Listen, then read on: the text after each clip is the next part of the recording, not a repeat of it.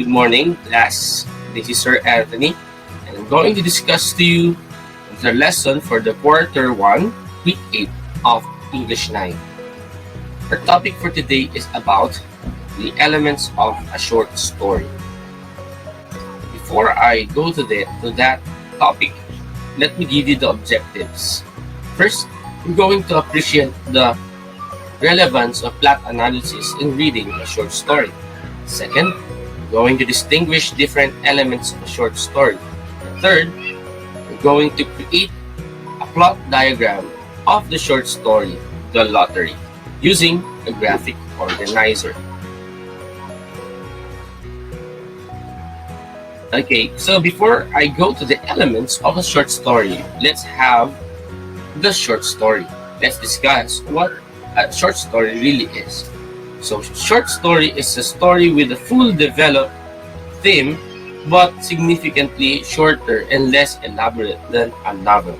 It is a brief, fictional prose narrative that is shorter than a novel and that usually deals with only few characters. So, the last literature that we had is an example of short story, which is The Lottery. Right? It doesn't mean that it is short story that it is literally short. Because some short stories have lengthy storyline.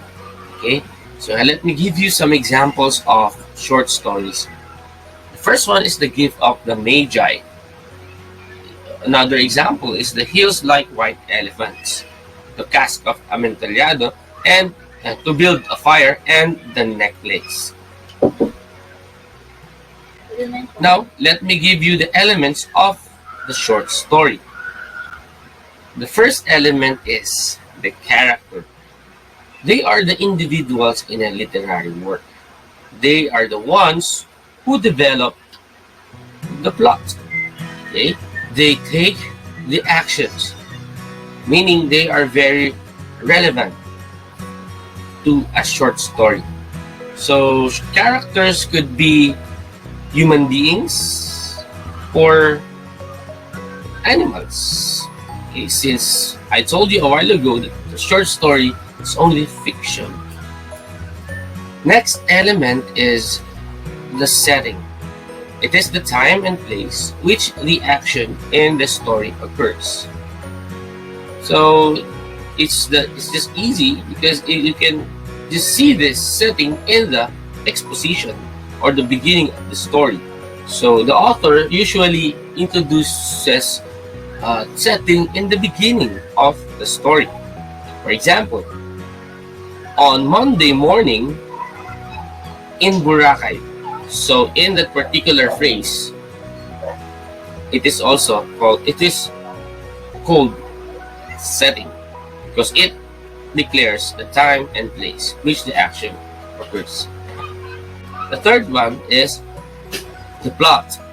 It is a sequence of events in a story. Just like in the picture, the man climbed up the stairs, and in the top of the stair, there's a storm, meaning it symbolizes the story conflict or problem. Then after he overcomes the problem or the conflict, he went down the stairs. So that's how plot goes. For me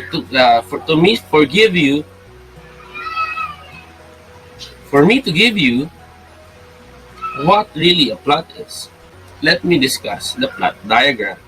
In the plot diagram, we have 5 stages. The first is the exposition, followed by the rising action, then climax, then falling action, and last is the resolution. Now, the first stage is the exposition. In this stage, the author introduces the story's setting, mood, the main character, supporting characters, time. So, in this stage, for example, I'll give you an example. Jerry went to Boracay on Monday morning together with his friends. and the surrounding is joyful and happy.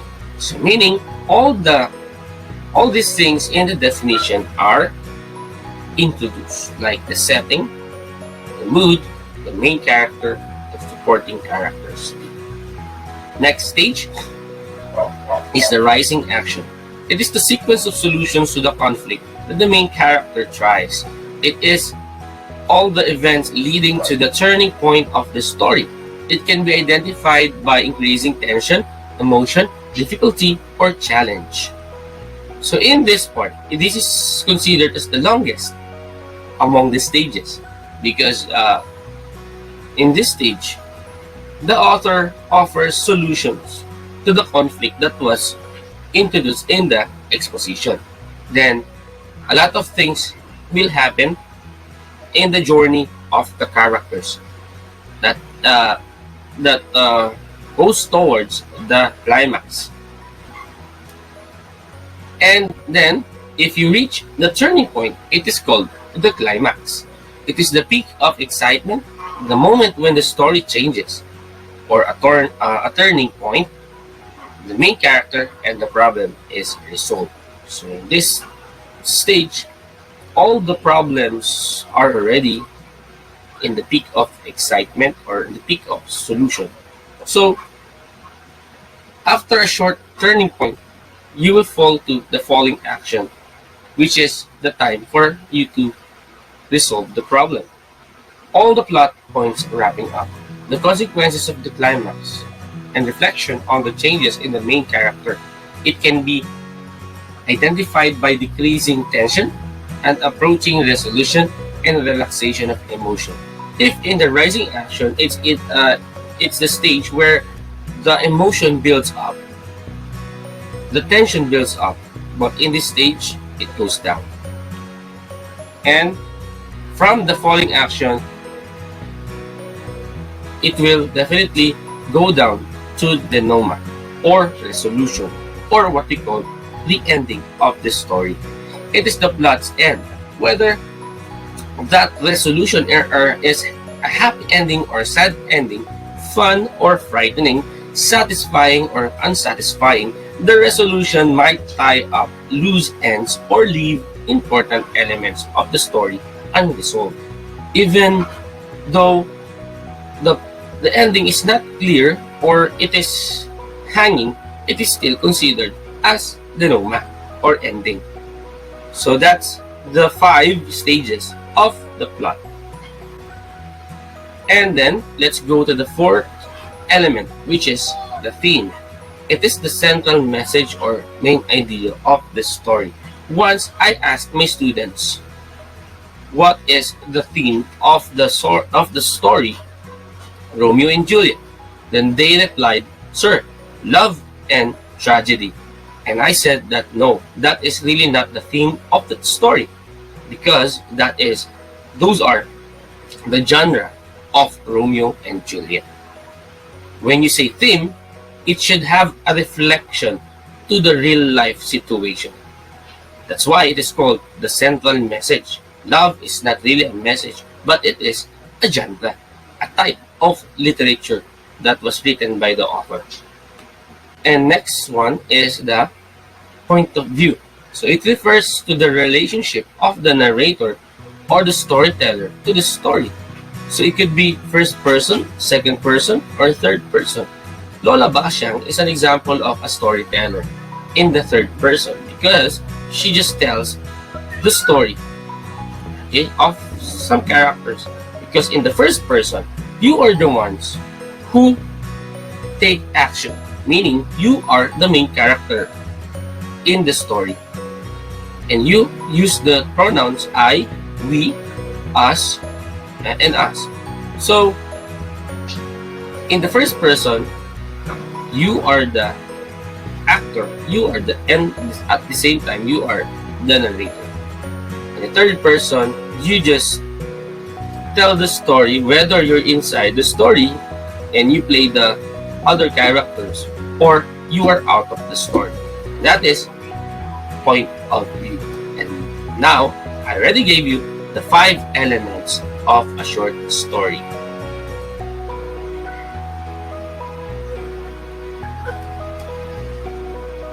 Now, let's test. Click the link on the chat box in our Facebook Messenger to answer the questions in the word wall. So let's play a game. I will give you enough time to give that, and you may pause now the video. Go. Okay, so I guess you are now done with your activity, and now let's go to the next activity, which is arrange the events in correct order. Write the letters correct answer on the box. So below, you can see the diagram of what based on what I discussed a while ago. One is position and brightness below. What's incorrect in a particular example? Is it letter A, letter B? Comes first. A is going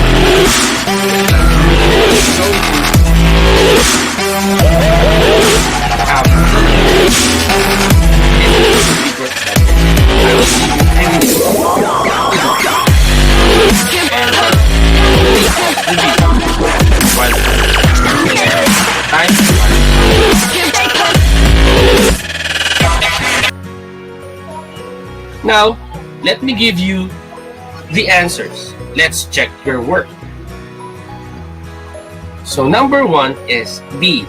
Number 2 is E. Number 3 is C. Number 4 is A. Number 5 is D. So I hope that you got perfect score. Now let's move on to the performance task number 7. Let's analyze. I want you to choose your favorite movie and accomplish the plot diagram template on the next slide. Let's go. So this is the plot diagram. I am going to send this to you after the video. So what you're going to do is to put your name, your grading section, title of the story, and the author on the screen. So if you have printer at home, you can print it out and then answer, and then write your answer. If you don't have printer or don't have an access to any computer shop because of the pandemic, you may just copy the whole format, then put your answers. And for your homework, I want you to take a rest. Make yourself prepared for the second quarter and for your summative test next week. Thank you for your great effort in the first quarter. See you next week. Goodbye.